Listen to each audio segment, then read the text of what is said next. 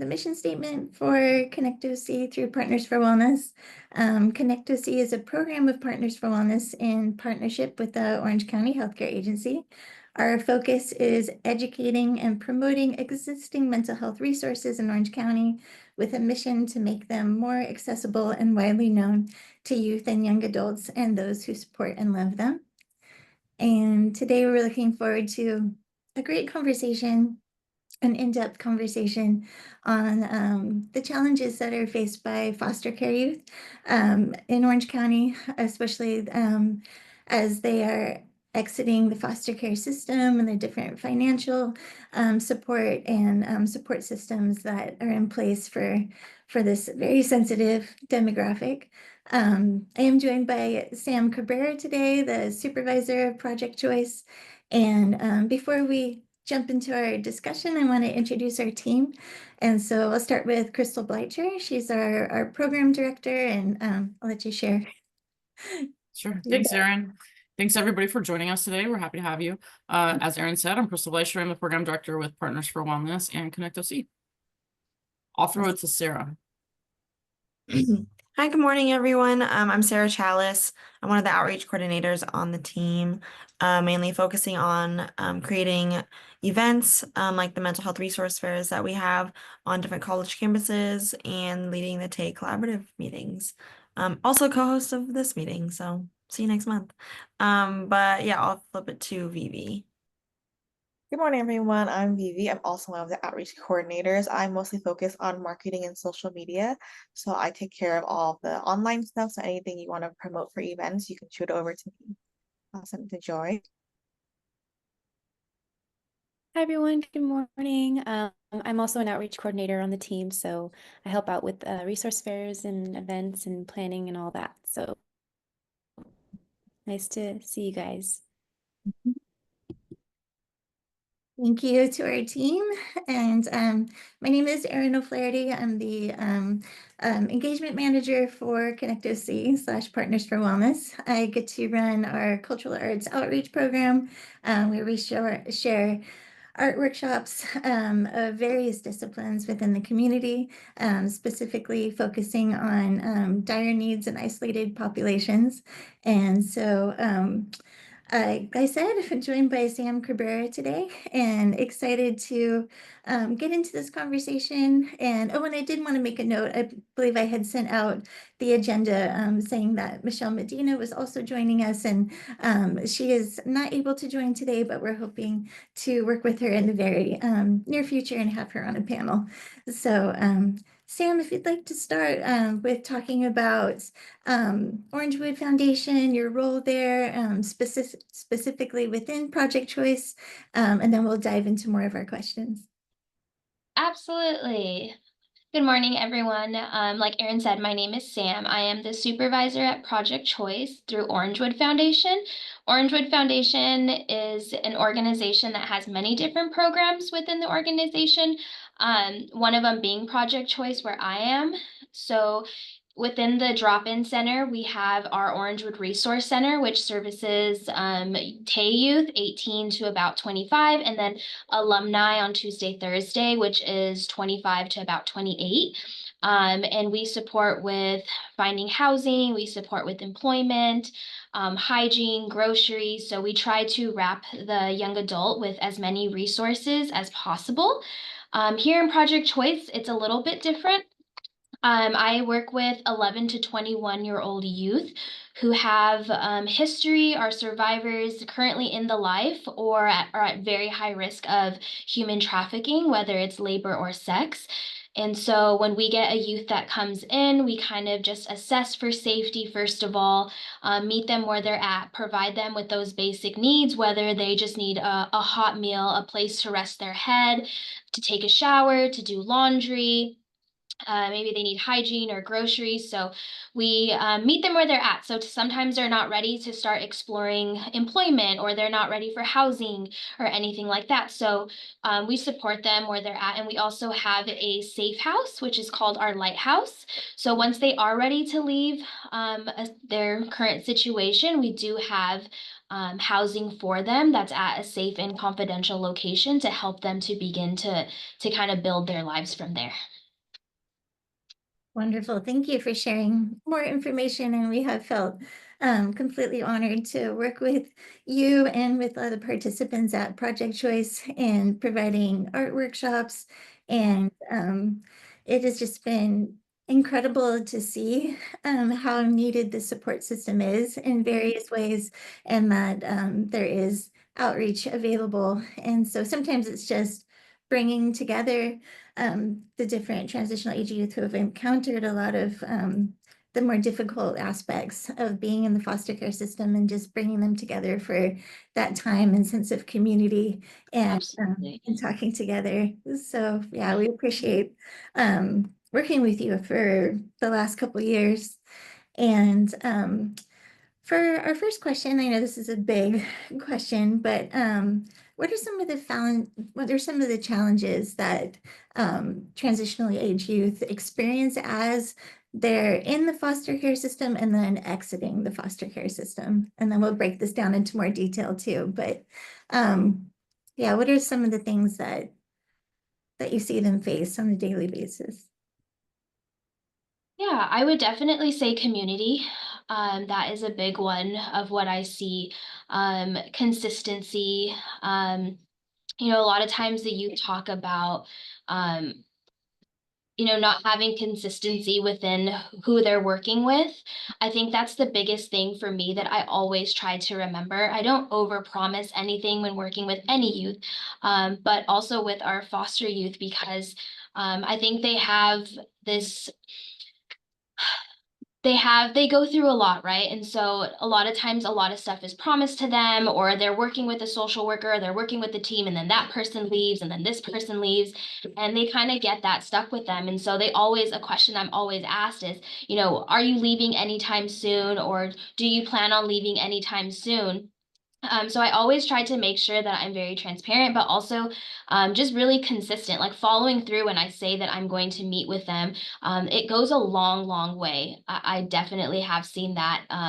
Some struggles would be like housing, right? Like going in group homes. I know a lot of youth struggle to be in group homes, to have that shared space, to feel like they're heard or seen within the group home. So I definitely see that, and maybe looking for attention or love, or something like that from the wrong people, right? They meet a man, they meet a friend, and this friend is telling them, making them all these promises, and they fall very vulnerable. And that's why, we do see a lot of our foster youth funneling through Project Choice, because they find themselves in these situations where they thought that they could trust somebody. They thought they can trust this man or this woman or this friend, and then they find themselves in a trafficking situation. So it's definitely been a challenge that some of our foster youth face on a daily basis. Yes, it definitely.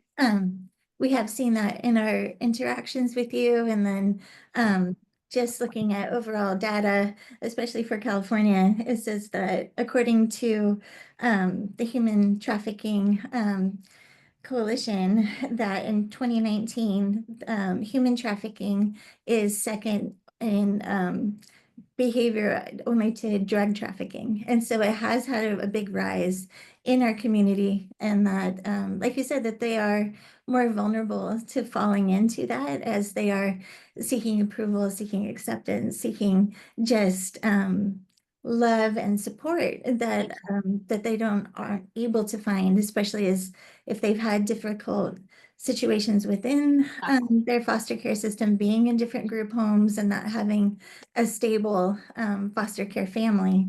And so we work specifically within Project Choice, doing the art workshops, and one of the projects that we've worked on this year is our Hope Stone campaign, and creating stones that can be shared in the community and share mental health resources on them.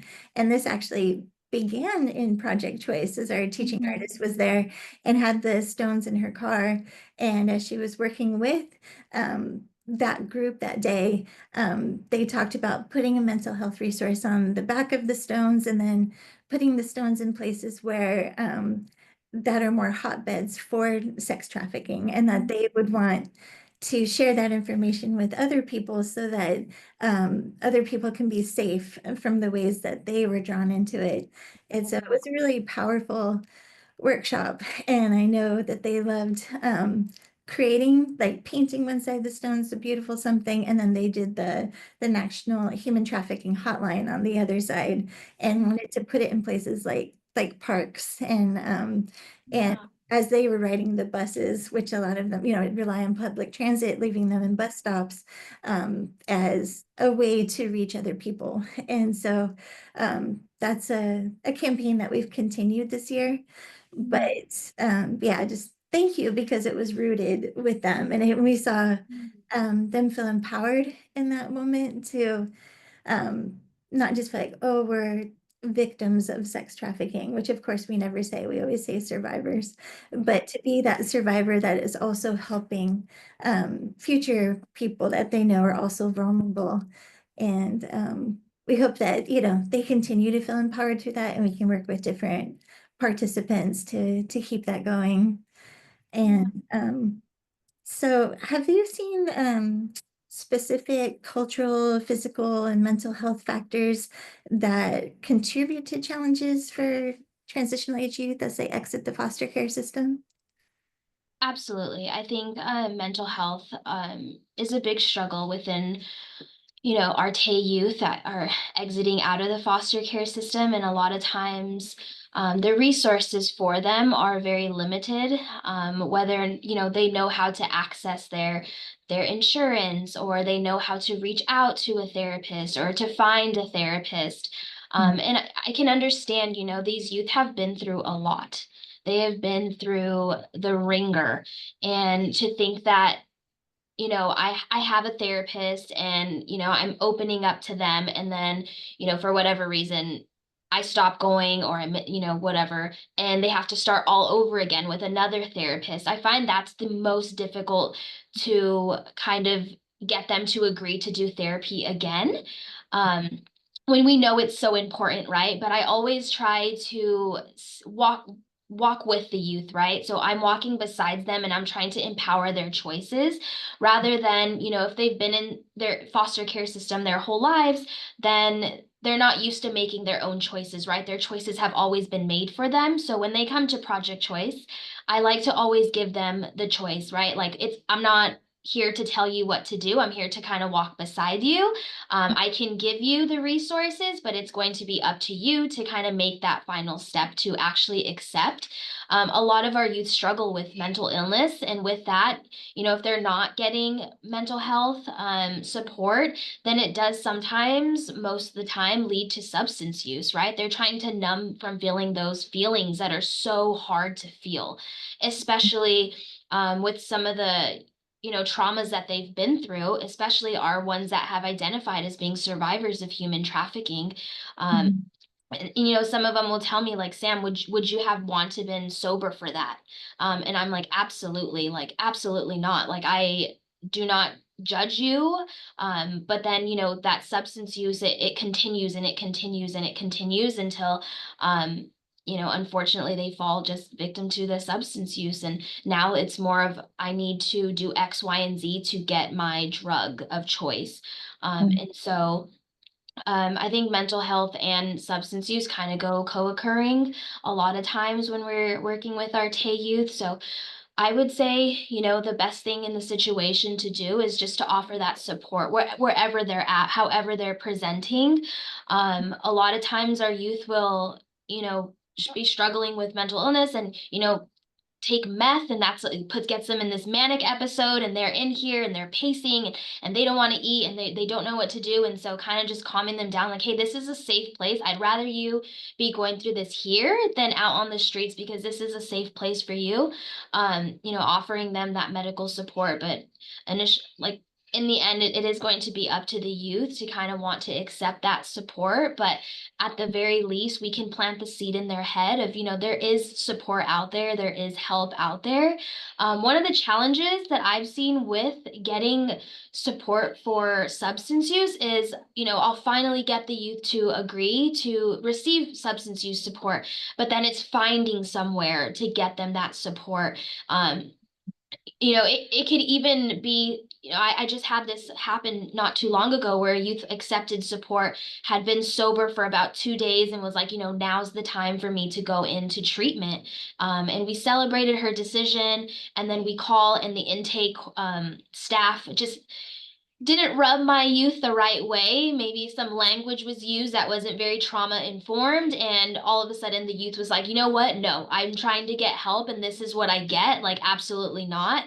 That was really hard for me and for my team. And I can imagine for the youth as well, because we were right there. And then, something as little as just the language that the staff used just completely changed my youth's decision. And she was like, you know what, this is why I don't get help, and yada, yada, yada. And so trying to navigate that. But I would say a big challenge would be just finding the resources out there that actually have availability, accept the insurance. So that's always the next big struggle after the struggle of getting them to agree to want mental health support or substance use support. So there's a lot of challenges that come with that, definitely.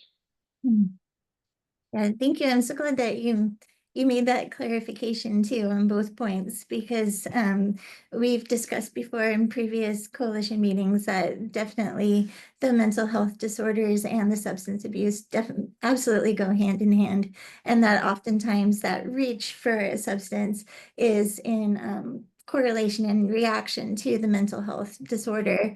And so, and that it is so important to not belittle or let anyone feel targeted, that they are, oh, you're messing up or you're not doing a good thing. And that could be some of what they see is feeling, just that feeling from someone that they're not empowered through, but that they are not just trying to seek a high, but that they're trying to find relief from the torment of their mental health struggles. And I know we've seen in California, especially Southern California, it says that youth transitioning out of the foster care system are 7 times as likely to experience depression, 6 times as likely to exhibit behavioral problems, 5 times as likely to feel anxiety, 3 times as likely to have attention deficit disorder, and twice as likely to suffer from learning disabilities and developmental delays.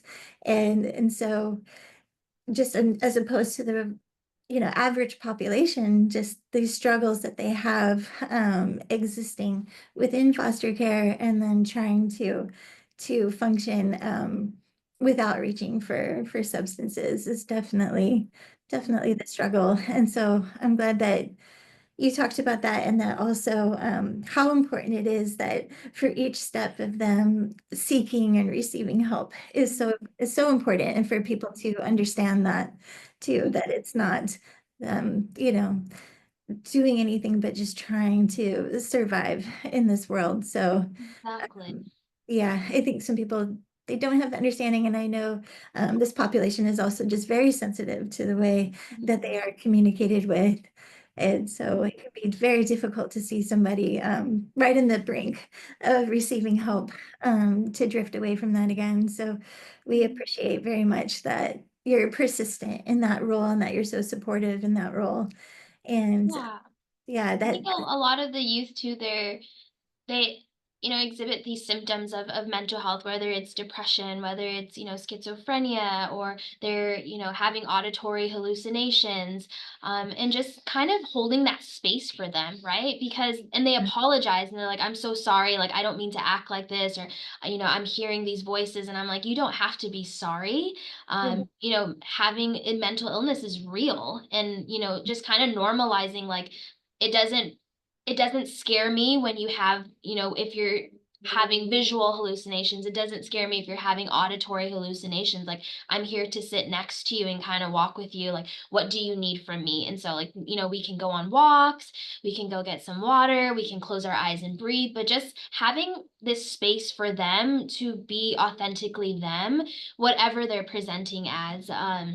And so I think that's really special about Project Choice, is that we can just hold that space for them to be who, them, and not have to hide their mental illness or mask it. They can just present how they are. It is, yeah, that is so important, and that is amazing that you provide that space, because I think a lot of times the instinct is to react to like, oh, let's fix this, let's change this, but that you understand that that is just who they are, and that's where they are in their mental health capacity, and to show that allegiance and alliance and advocacy is definitely crucial. So yeah, thank you again.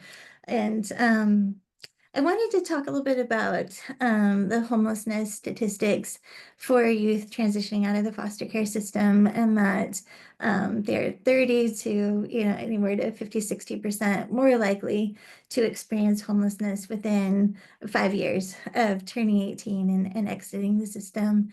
And what resources are you able to provide? How often do you see this? And yeah, we can change this within our capacity. But yeah, I'm curious to see what you've seen is that. I'm sorry, Erin, do you mind repeating that? It cut out. They said about 40 to, within the studies that we've looked at, 40–60% of transitional age youth experience homelessness within 5 years of exiting the foster care system. And I was interested in your experience with that. Yeah, absolutely. I can think of a lot of youth who we have seen since we do the 11 to 21.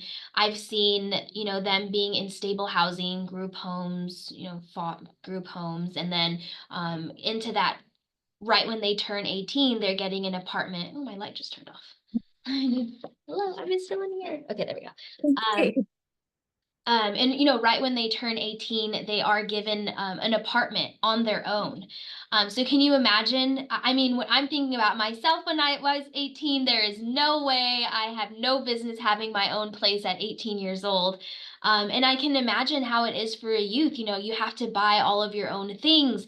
You have to now have this responsibility of maintaining an apartment all on your own, figuring out credit and all of that. And it's a lot for a youth. And I think all at once. And when they've been so, with lots of rules at their foster care, at their current placement, and then to go from that into having your own place with no rules, kind of, to do what you please. I think a lot of our youth really struggle, and then end up losing their housing, maybe because they bring somebody in, like a friend who's also struggling with homelessness. They bring them in to live with them, and I think for our transitional housing, you can't do that. So then there goes their housing, or they're just unable to sustain their housing because of they don't know all of what it takes to keep an apartment. I mean, that is pretty huge. It's a really big deal. I mean, I can't even imagine. And then, losing that placement and then finding themselves unhoused, and it's like, well, what do I do now? And we see a lot of those youth come in, and a lot of them are in relationships. So they're looking for, a couples where they can bring boyfriend in, or they can bring girlfriend in, or, hey, I have my mom who I just reconnected with. How can I bring her in? And so it's a struggle trying to find placement, something that'll work. Something I believe, something that has worked within Orangewood is having case management, somebody there on site that could provide them with that support, that can visit them and talk with them, like, hey, how is it going at your job? Are you getting enough hours to sustain your rent? Are you making sure you're, taking out the garbage, washing the dishes, teaching these small responsibilities to our youth has been successful. But, a lot of times when they're going into that transitional age housing, it falls through because it's just lack of, I didn't know I was supposed to do this. I didn't know how to do this. How can I find, what something's going on with my plumbing? Who do I tell? Who do I talk to? So it's a lot of our youth who just go in kind of blindly and left with this huge responsibility and kind of unsure of how to navigate that, which is completely understandable. They're 18 years old. I can't, like I said, I can't imagine being that young and being given that responsibility, and now up to them to find, now I remember my youth was like, I had to buy toothpaste. She was like, I thought that toothpaste was always just there. I'm like, no, you gotta buy the toothpaste, you gotta buy the laundry detergent. She's like, do I really need drying sheets? Because those are like $5, $6. I'm like, well, so kind of teaching these life skills. I think they need, our foster care youth need a lot of life skills before they transition into their own housing, just to teach them these things before they get there. So I think that's really important, is just to, provide them with the skills, like provide them with, the ability to succeed in these housings versus, they get the housing and yay, we're all so happy, but it's like, how do we get them to sustain that? How do we teach responsibility? And so kind of going from there. Yeah. Yeah, that's amazing. I completely agree. I can't imagine myself at 18 or my kids who are in their early 20s at 18 being able to just manage all of that. And like you said, I think there's probably a lot of things they think just happen on autopilot, and that they have to have that level of responsibility is just huge. And so, yeah, I'm sure the case managers play an important role within that. And do you feel that there's enough case managers for all of the youth that need help, or is that something that we're short on? And yeah. From my experience, I feel like our transitional aged youth, they do have the support. I feel like they have their support team. It's just a matter of them like utilizing the team, asking these questions, staying consistent with their meetings, because, once they're kind of given all of this freedom, they're like, oh, like I'll meet with her next week, or I'll talk to her next week. Or even, coming into Project Choice, we don't see them for a while, and I'm like, hey, how are you getting your groceries, or how are you getting this, so I do feel like the case management is there, the support hopefully is there. It's just a matter of our youth accessing them or taking advantage of that, right? I think so many are so ready to just let go. I don't want any more meetings with social workers. I don't want any more case management. I've done this my whole life. I don't need somebody telling me what to do. I'm going to do this on my own. And then, they're reaching out when it's, hey, my rent is due in 5 days and I don't have anybody to help me out. And so I see a lot of that, definitely. Yes. Yeah, that's very interesting. And if they do lose their housing, are they able to apply again within a certain amount of time frame, or is that also difficult because there's so much that they need to organize to make that application happen again?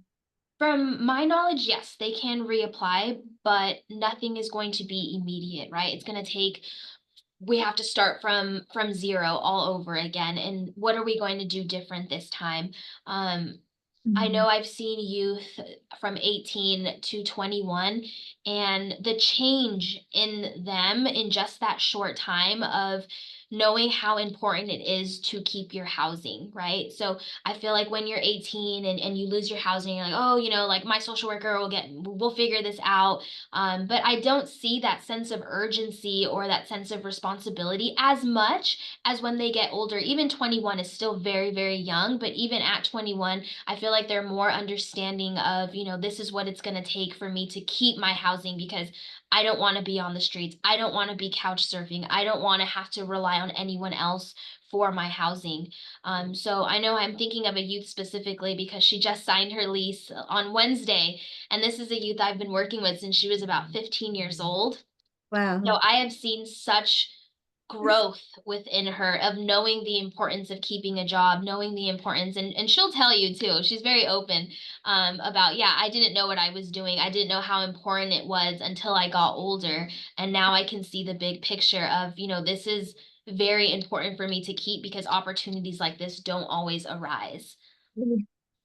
Yes, that definitely makes sense. Mhm. Yeah, it is. Sometimes we just need that growth and wisdom that comes with age. And I think often about a very young little family that we had interaction with around Thanksgiving. I think it was actually the Friday after Thanksgiving at Orangewood, and there was a couple, probably like 18 or 19 years old, and they had a baby already, and they were talking about that they lived in their car and trying to find spaces where they could keep the baby warm enough overnight, and if it was safe to stay in their car.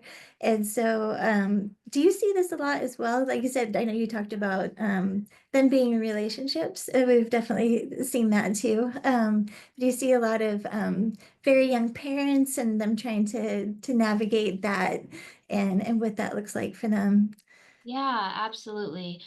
We do have some youth who are parents, and who, now have take on that responsibility of keeping that baby safe, of knowing their resources within the community that can provide diapers or formula, whatever that looks like. But it's interesting to me because a lot of the youth that are in relationships, let's say they're just no child at that time, but just in a relationship, and they can't find housing together, they're willing to be on the streets together than to accept their own housing. And that is the most difficult part. We know that some of our shelters have, couples beds, but those are really hard to get, very, very hard to get. But it's very interesting that the youth sometimes will choose to stay on the streets together rather than, I'm going to go to this shelter and she's going to go to this shelter. They're very, very codependent on each other. So it's kind of separating them is very difficult. And then, if they have a child now, that, is a whole different thing. And you would think that, family shelters would be more available to these youth, especially as young as they are. And a lot of times there is just the lack of availability. I mean, a lot of us are struggling right now, especially families, right? And so, we get them and they're ready and they're like, we need this help, we need this support. But it's just lack of availability at these shelters. They're so congested. The wait list is really, really long. And so it's what do we do from here? Luckily, within Orangewood, we do have housing resources for our young adults that parent, right? So we have that. Unfortunately, nothing is emergency, so nothing is immediate. There has to go through case management. Could be about 1 to 2 months depending on the situation, but we do have those parents that come in with their small children or the child, maybe their first time parenting, kind of like now I have this baby, like now I really shouldn't be on the streets, or the baby has to stay with my mom and my mom doesn't allow me in the house, so I'm on the streets and can only see my baby on these days, which is really traumatic, very hurtful to them to I have to leave my baby with family because I can't take care of them, which is very difficult for our youth to navigate. Mm. Definitely, and for program managers and everyone to see too. I know it is really difficult, and it's interesting that the couples relationships are so important, and you can tell that they're hungry for that sense of family and belonging and togetherness that comes with that. And so, yeah, thank you for sharing more information on that. And I wanted to touch on peer support and if that's something that you're able to utilize and if you've seen effectiveness with that. Is there peer volunteers within Orangewood or yeah. Yeah, we actually have two peer mentors that are staff here at Orangewood in Project Choice specifically. So, a requirement of our peer mentor is that they do have lived experience and they have to be out of the life for at least a year. And so, our peer mentors come and I adore them actually so much. They're great with the youth. They're great with sharing their stories and with the youth, and kind of I think when it comes from maybe myself or a youth coming in with their caregiver or their parent, and we watch a series called Cool Aunt. It's a series that was created by survivors of human trafficking, and it kind of talks and educates the family as well as the youth on the red flags of a trafficker. It also talks about the red flags of social media. And so I always love for my peer mentor to run that group because maybe coming from mom, maybe coming from caregiver, maybe even coming from me, it's like, I don't want to hear it. I don't want to hear it, but it won't happen to me, X, Y, and Z. But when coming from a peer mentor who has that lived experience, will be like, you know what, I used to do the same thing. I used to send those pictures too. I used to, meet these men. I used to meet these women out there on the streets. Like, I thought, I didn't want any rules. I didn't want to live with mom, or I didn't want to live in my group home. And I didn't take advantage of the resources that were given to me. So the peer mentor can actually provide that lived experience of like, hey, I've been there where you are. I've been there, and these are the choices that I made, and this was, what happened. And I do find that our youth really do enjoy talking to our peer mentors because they can relate on a level that I can't relate with them on. And so I think it's very special to see the connection that has formed. And kind of like validation, almost like, okay, like, I am going through this, and she also went through this, so maybe I could learn a little bit something. Is, even if they don't want to hear it, it plants a seed in their head where they know, that this person has gone through this, and this is something that could happen if I continue with these behaviors. So I think that a peer mentor is we have two of them here in Project Choice, and then we have one in the ORC, and we do find it to be very, very helpful. Yeah, that's incredible. Thank you for sharing that. I can see that that definitely would be the most relatable aspect and way for them to really move forward. Are people able to apply for those roles? Is that information that's available on your website? Yeah, so we actually just hired our second peer mentor, and it is no longer on our site because we just hired. Typically we only have one peer mentor, but we've seen such an increase in youth here in Project Choice. I think about 2 years ago, we were averaging maybe 15 to 20 on a good month. That was how many youth were coming in, which is great, right? Because then that means that there's not a lot of youth like experiencing human trafficking, or it could be a bad thing that there is going, but not a lot of them are coming in, right? It could go both ways. Okay. But now we're averaging about 70 youth a month, which Wow. is insanely, an insane amount of youth. And a little less than half being our males now. We've seen an increase in males, which is something that we never saw before. So we identified that, and we actually hired a male care coordinator, which is essentially a case manager, to have our males feel supported. If they don't want to, talk to a female about this, there is a male there, and he does support groups for our male survivors as well, because that is a population that isn't really spoken about. There's so much stigma around our males coming forward, and so it's been really great so far to see, but definitely has been a really big increase. And with that came, I need more support for my team, and so we hired on a second peer mentor to offer that support to our youth. And so every youth that's coming in is getting the time that they deserve to sit down with one of us to kind of talk, communicate their needs. Oh, that's great. Mhm. And have you seen, has there been more of a rise in online human trafficking as opposed to, what happens in person? I've read some interesting studies that that even, some youth living at home are still experiencing human trafficking because of online resources. And have you seen that discussed in your groups? Oh, absolutely. We have a whole training on the dangers of social media. I go into family resource centers, to speak with families on how to download apps on their phone so they can control what their child is doing on the telephone, on their cell phones.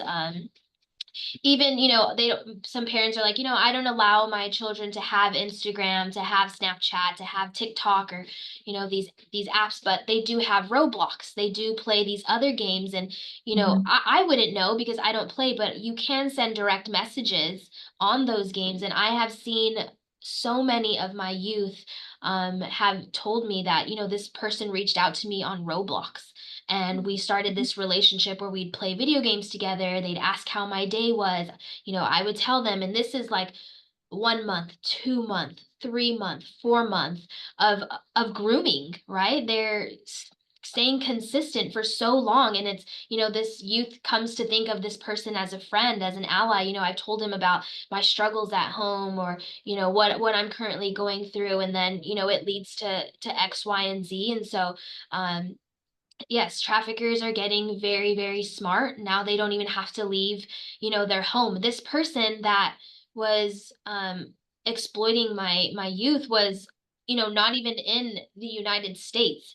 Somewhere very, very far. My youth came forward and let me know what was happening. We contacted law enforcement. They tracked the IP address. They did their thing, but turned out this person wasn't even in the US, but he was blackmailing my youth that if you don't do this, I'm sending everything you sent me to your family, to your school. I know where you live, all this stuff. So it is very, very scary. And there are, even on Instagram, I went to I think it was meeting of the minds, where the OC task force was there and had us all get our phones, open up Instagram, enter a hashtag. I think it was Snow Bunny, and then you'd be surprised of all the things that came up, and just this, our the things that you see on there of these young adults kind of advertising themselves on there. So it is very, very scary. It is, and yeah, we appreciate that you're spreading that awareness, and I think especially for the many mental health professionals who are a part of this coalition, to be aware that needs to spread, needs to have more information out there for young adults, because I do think, yeah, there's a mixture of that grooming element, and then it becomes that vulnerability and even embarrassment that they've, it participated in things, and then can be just developed from there. And so, yeah, it's very frightening world in that way. I think that some people on Discord, which is similar to Roblox, that also happens in that space too. So definitely something important for us to all be aware of, and to be communicating with youth, and yeah, not discussed enough, I think. Yes, like, letting them know of what's okay to share online versus what isn't, right? I think we all just naturally want to see and believe the best in everybody. And, this person is coming at me very nicely, and, wanting to be my friend, wanting to know more about me, wanting to hear what I have to say, asking how my day was. Maybe, nobody has asked them how their day was. How did school go? What do your parents do? Just getting to know somebody, but you really just don't know the intention behind that person, of, who this is, if you don't actually know them. And it's hard. It's hard to kind of figure out, like, who's trustworthy, who versus who's not, right? And so that is a big struggle. I think they're doing a construction outside my office.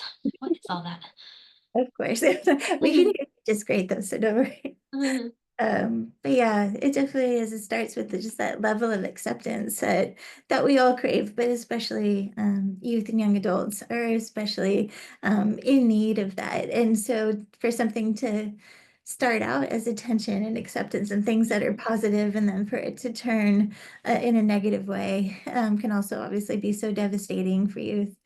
So yeah, I'm glad that we talked about that part. And I did touch on that we, share the cultural arts workshops at Project Choice a couple times a month, and been able to develop relationships with a lot of the youth, and was grateful. The other day we received feedback, and one of the participants said, we just appreciate that you keep coming here consistently, that you come and you are knowing us more and more. He said a lot of people or organizations or groups will pop in as like the one good deed, outreach, and that, oh, we did this, and here we were here, and then we can report that we, did this event today, but that it's more rare to see continuous outreach, and that, and funding being volatile. We're really grateful that we've had that to be able to share. But yeah, I thought that was interesting feedback, and that they can be wary of people that just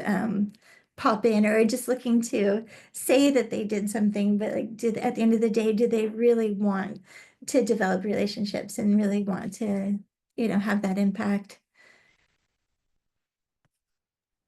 Yeah, absolutely. I think consistency always just goes a long way for our youth, and it means a lot to them to see people returning and staying consistent and coming continuously, especially our Art for Healing group, which a lot of our youth really look forward to. We have so many artists here in Project Choice. They're so good. So they really do love, and I think we have those little boxes too that we can give the youth. It's filled with sketchbooks and paint and pencils, and so it's nice to give that to them as a coping skill for them, because a lot of times art is a huge coping skill. And I think I've even had some of our caregivers, parents engage in the groups as well before with the youth. And so that's kind of special to see that. But I think it's time for them to just, that hour that we give for the 2 hours that we give for the art is just time for them to kind of focus on themselves and take those deep breaths and kind of relax from, everything else going on in their lives. And so I always tell them, like, these 2 hours are for you. Like, everything else is going to wait. You're right where you're supposed to be. Like, this is your time to focus on, on yourself and expressing yourself. And so they really do enjoy the art for healing. Oh, that's amazing. And I like what you said too, and one of our teaching artists has said as well, that because sometimes, there's that worry, like, can we keep coming and can we keep, sharing these resources as funding changes? And our teaching artist said, but, if we can't be there forever, we're showing them examples of coping skills and tools that they can use in their life going forward, so that, that, like you said, that's something that they can know is just for them, and that they have supplies, that's something that they can continue on their own and keep strengthening themselves. And are there other outreach events or workshops or things that are available for the youth, or what are other ways that you Yeah. work bring people in? Yeah, absolutely. So we do a lot of outreach. We do outreach at different schools. We do them at resource centers. We attend big events and hold booths sometimes. We have a lot of groups. We try to teach a lot of life skills. So we'll do financial literacy, we'll do de-escalation skills. We've done a lot of those. And then a big one that we just started again is our substance use. So it's called Recovery Village, where it's two ladies who come in who are absolutely great. They have lived experience, and they hold this space for the youth to talk about addiction and how it's affecting them. And, what is this drug bringing to me? What is it doing for me? But what am I losing as a result? And a lot of times it's housing. I lost my housing. I lost my employment. I lost, my family, because my family doesn't want to be around me when I use. And so that group is on Tuesdays at 6. But I will stay late just to go to that group and just to be there, because I think I leave that group with just I don't know, just so much in my heart of like, wow, this is such a great chance for our youth to, be able to talk freely about their struggles with substance use. And with that comes, well, where does it stem from? And it's always, something traumatic or something that, like we talked about before, that they're not trying to feel, or maybe they got, that high, they're just chasing that next high. And so and it's good to see our youth who are in recovery from substance use. It's great to hear their stories, as well as, how they came from their challenges. So that's a group that I really, really adore, is our Recovery Village group. But yes, we do have other groups. We try to hold groups every Tuesday and Thursdays. And so I know our Art for Healing is a lot on Tuesdays. And so we try to have these groups available for our youth. And it's funny because sometimes I don't really think, maybe one week we have 5 or 6, and then the next week we have 1. And then, maybe I'm thinking, okay, maybe I need to switch up the groups or something. But then a youth will ask, well, hey, why don't we do this group anymore? Like, why isn't this group here? And I'm like, well, no one would come. They're like, no, I really like that group. I'm like, well, so we do like a drumming circle. Oh, We fun. do like yoga, things like that. So we try to offer our youth just a lot of different opportunities to learn their new coping skills, to learn what works for them, what doesn't work for them. So we try to provide them with, a lot of life skills. whether that's just learning how to write a check, whether that's learning how to de-escalate. It's even, we did a de-escalation while at work. A lot of our youth are like, I'm working in customer service and I can definitely understand that struggle. And so we try to teach them how to manage a lot of different people's emotions, right? Like we have to learn that. And so we try to just provide them with all these life skills that'll help them succeed. Yeah, that's incredible. Thank you so much. And Sam, I don't know if there's anything else you would like to share in this space, and then I thought I would open it up also to our participants if they have any questions. But yeah, is there anything that we didn't cover that you'd like to share? I don't think so. I mean, if anyone has any questions, I'm happy to answer any questions. I think the beauty about Project Choice is that it is a drop-in center. So no appointment is needed. Our youth don't have to call ahead to try to get an appointment. They don't have to, text anybody to see if anybody's available. They always just know that it's here and that it's a drop-in and they can visit, as much as they please. That's amazing. I remember speaking with one of the participants, and she said she had to take 2 buses to get to Project Choice and 2 buses home. That would take almost 2 hours total, but that she knew just from her reactions and her feelings that happened after that during the week that it was really important that she come. And so it's wonderful that it is just open and that people can come and get there, how they need to, and that it is something they seek out, and that you offer such a wide breadth of outreach and resources is wonderful. Yeah, thank you. Is there anyone on our group today that has a question for Sam? I see one in the chat. Somebody asking, is there something similar to Project Choice in South Orange County? Unfortunately, not that I know of. The only other drop-in that I know of that services survivors of human trafficking, if that's what you're looking for, is in Anaheim. So it's through Olive Crest. They are brand new. I can send Erin the information if you can send it out, but that is the only other one that I know. And that is funny because we had open house yesterday and someone asked me the exact same question. I was like, they're like, is there another multiple locations? I was like, I wish, but unfortunately just us. If the youth is over 18 and they get in contact with me, I can provide them with transportation of Uber. We have the luxury of getting our youth, if they're over 18, an Uber into our program. Awesome. And then obviously an Uber home, and then we'll, get them connected to different resources like bus passes and things like that. Kind of figuring out what that bus route looks like. But we do have a lot of our youth coming from South Orange County. We do. Awesome. Thank you for that. Yeah, I don't think I see any more questions from the group. But Sam, I just want to thank you so very much. This was an amazing discussion, and I've learned so much as well, even from already working with you. And so really grateful for this time and this opportunity. So thank you for carrying the weight of the panel and talking so much and so much about more about Project Choice and about Orangewood. And it's just incredible all that you're doing. So thank you for your time today. Of course. I think Beth has her hands up. Oh, sorry.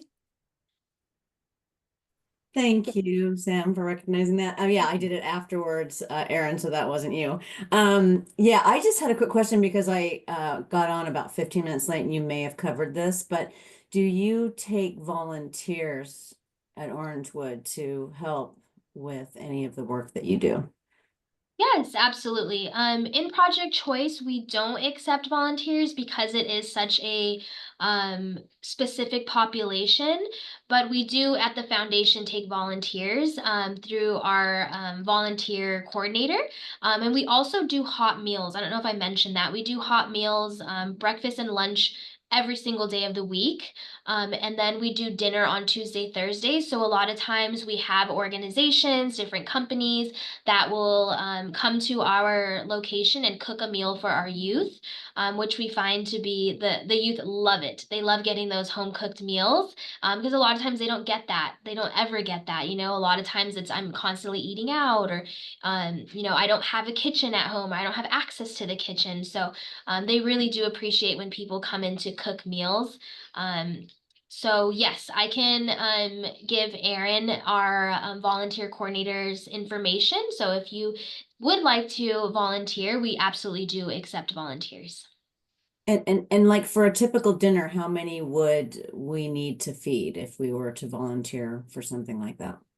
Yeah, I think it would be safe to say around 30 to 35 youth come into for dinner every Tuesday, Thursday. So we do get a lot of youth that really rely on Orangewood to provide them with their meals. I know some youth will even come on their lunch break to get a free meal here and then go back to work, which I think is great. You know, they're utilizing their resources, saving money, and don't have to, you know, use their money on food. That's one less worry for them. And you said it's a specific night for the dinner that is cooked by someone from the outside, correct? Tuesday, Thursdays, yeah. Oh, you do it 2 days a week. Okay. Yes. I'm thinking of all kinds of fun taco bars and other things. Yum. Yes. Thank you. Absolutely. Thank you, Beth.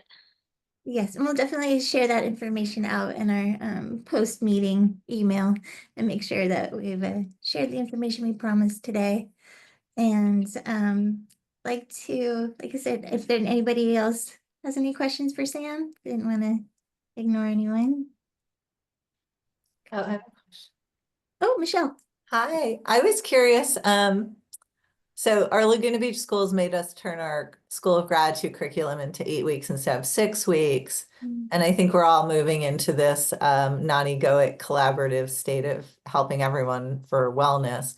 I was curious, is that something where you would let another partner nonprofit come in as a volunteer to give that such an offering, like an 8-week gratitude class or something like that? Yeah, absolutely. Yeah, We okay. love that. Yes, we do. Okay, I'm just finishing my workbook because I figure like then when I can hand the workbook over to it, it feels more impactful. But Yeah. so could I reach out to you via email? Absolutely. I will Okay. drop my email in the chat. Thank you. Yes, Thank you. of course. Thank you, Michelle. Well, thank you, everyone. And I think now I'm gonna pop things over to Sarah Chalice. She can give us some more Connect OC updates, and then we'll open it up to the room for everybody else to share their program and event updates as well. So Sarah, what you got coming up? Yeah, thanks, Erin. Yeah, coming up, we have a couple resource fairs. On April 22nd, we have the Cal State Fullerton Resource Fair, which is gonna be a really exciting one. We have so many vendors coming. We're really excited about that one. And then May 16th, we have a resource fair with the OC School of Arts, or OSHA. And we're also really excited about that as well. But that's kind of it on our end. If anybody has any partner updates, yeah, feel free to raise your hand or unmute yourselves.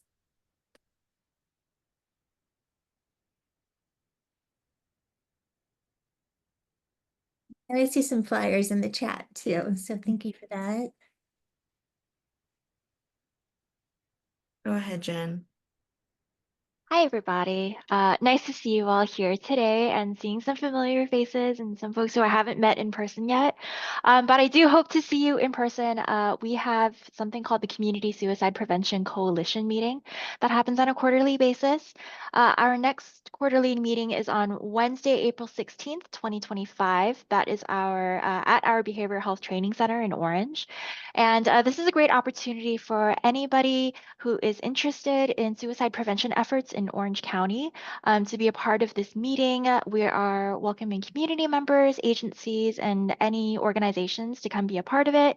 And if you can't, you can still sign up to be on our mailing list, where we have lots of different events and other work groups that folks can join.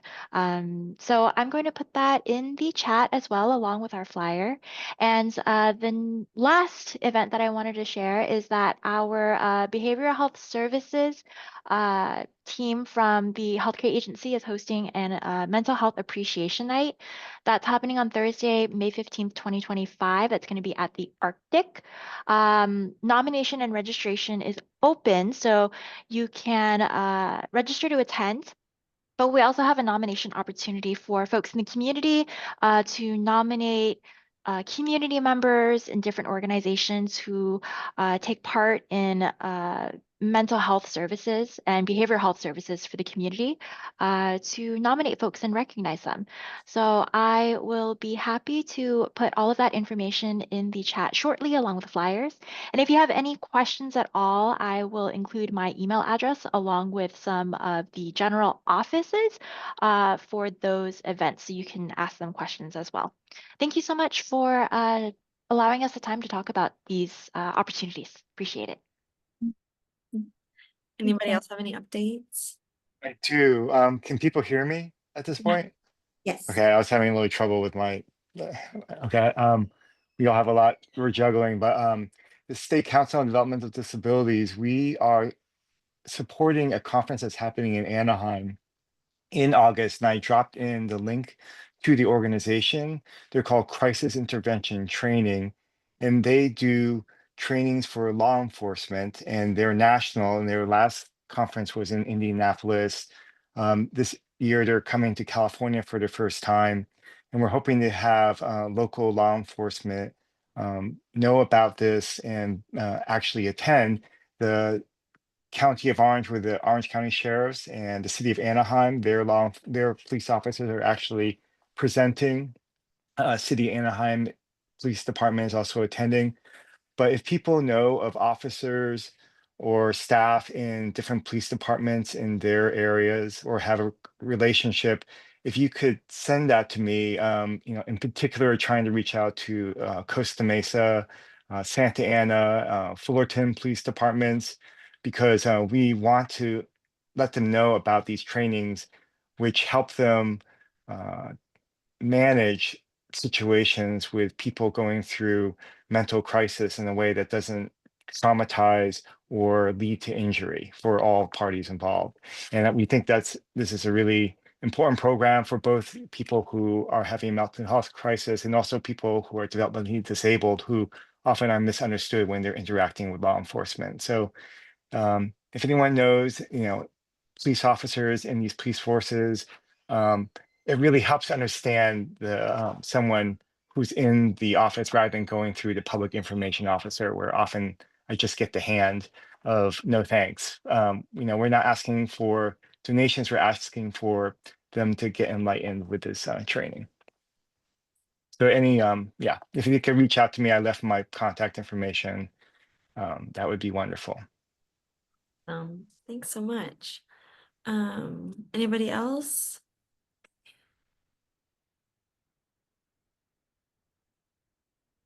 Oh, I think I think good, cool.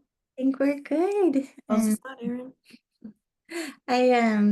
I just want to thank Samm Cabrera again. Thank you so much for all the amazing information and for your time and your insight and your knowledge. That was an amazing discussion. And I just want to thank all of you for attending, and I wish you a very peaceful Friday and a happy weekend. And thanks again. We look forward to seeing you next month, and it'll be Sarah's turn. Thank you, everyone. Thank you, Erin. Bye, guys. Bye.